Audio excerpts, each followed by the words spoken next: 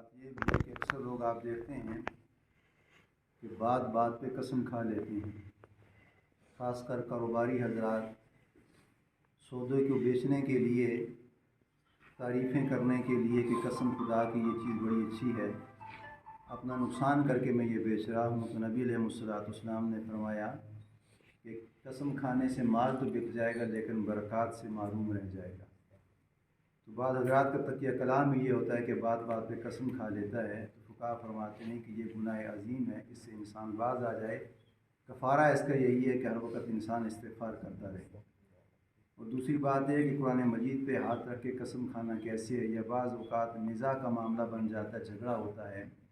یہ کسی کے پیسے دینے ہوتے ہیں، وہ کہتا ہے کہ میں نے اس سے پیسے لیے ہی نہیں ہیں، لیکن ایسی اختلافی صورت بن جاتی ہے، پھر آپس میں معاملات اختلاف کی نوبت آ جاتی ہے، پھر جرگے کی نوبت آتی ہے، تو جرگے میں یہی فیصلہ ہوتا ہے کہ میں قرآن پہ فیصلہ کرنا چاہتا ہوں، میں اپنا مال قرآن پہ رکھوں گا، پیسے رکھوں گا، اگر یہ سچا ہے تو یہ قرآن سے پیسے اٹھا لے۔ تو فقہا فرماتے ہیں کہ پہلے تو یہ ہے کہ یہ قرآن کی بے ادبی ہے، لیکن اگر ایسی نزاع کی صورتحال ہے جس سے کوئی مسئلہ بگڑتا ہے، انتشار کا خطرہ ہے، اب اس کو سلجھانے کی صورتحال اگر قرآن کے اوپر آپ نے فیصلہ ہی کرنا ہے، تو جو قرآن رکھ رہا ہے وہ گناہ گار نہیں ہوگا، لیکن جو قرآن سے پیسے اٹھا رہا ہے، اب اس کو معلوم ہے کہ میں نے پیسے اس سے لینے نہیں ہیں، لیکن میں زبردستی لے رہا ہوں اور وہ دینے پہ قاصر نہیں ہے، تو فقہا فرماتے ہیں کہ اب وہ فیصلہ قرآن پہ آ چکا ہے، اب قرآن سامنے رکھا ہے، اس کے اوپر پیسے ہیں، تو وہ بندہ فریقین پہلا والا فریق کہتا ہے کہ اگر تو سچا ہے تو میں قرآن پہ پیسے رکھ لیتا ہوں، تو لے لے،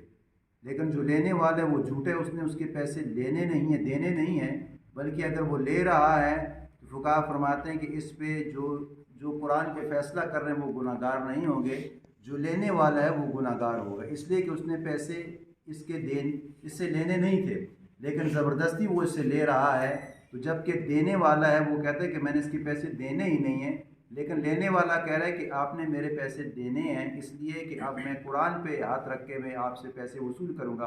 تو فقہا فرماتے ہیں کہ اس نے قسم جھوٹی کھا کر یا قرآن پہ اس نے پیسے رکھ لیے ہیں اور وہ قرآن سے پیسے وصول کر رہا ہے، اس کے اوپر سے اٹھا رہا ہے، تو فقہا فرماتے ہیں کہ جس نے پیسے وصول کر لیں جبکہ اس نے اس سے وصول نہیں کرنے تھے، لیکن اگر وصول کر لیے تو وہ گناہ گار وہ ہوگا، دینے والا اس میں گناہ گار نہیں ہے۔ یہ دوسرا مسئلہ ہے۔ تیسرا مسئلہ یہ ہے کہ بعض حضرات ایسے ہوتے ہیں کہ اب کسی موقع پہ حلف نامہ ہوتا ہے، اس کے اوپر لکھا ہوتا ہے، تحریر آپ کے سامنے آ چکی ہے، اس کے اوپر حلف نامہ لکھا ہوتا ہے، اب اس کے نیچے تحریر ہے، اس میں اپنا نام بھی ہے، اور بعض چیزیں ایسی ہیں، مثال اس کی یہ ہے کہ جس طرح اس کے اوپر ایک کالم ایسا بھی آ چکا ہے کہ آپ نے پاسپورٹ بنایا یا نہیں بنایا، اب اس کالم میں آپ نے لکھنا ہے کہ میں نے پاسپورٹ بنایا ہے، اب اس کو پتہ ہے، اب جس طرح مثال کے طور پر میرا ہے، میں کہتا ہوں کہ میرا پاسپورٹ پہلے کا بنا ہوا ہے، لیکن میں اس خانے میں کراس کر لیتا ہوں کہ پہلے سے میں نے پاسپورٹ نہیں بنایا، جبکہ اوپر لکھا ہوا ہے کہ حلف نامہ، اب حلف نامے کے نیچے ساری تحریر ہے، اب اس تحریر میں ایک کالم یہ بھی ہے کہ آپ نے پاسپورٹ بنایا ہے کہ نہیں بنایا،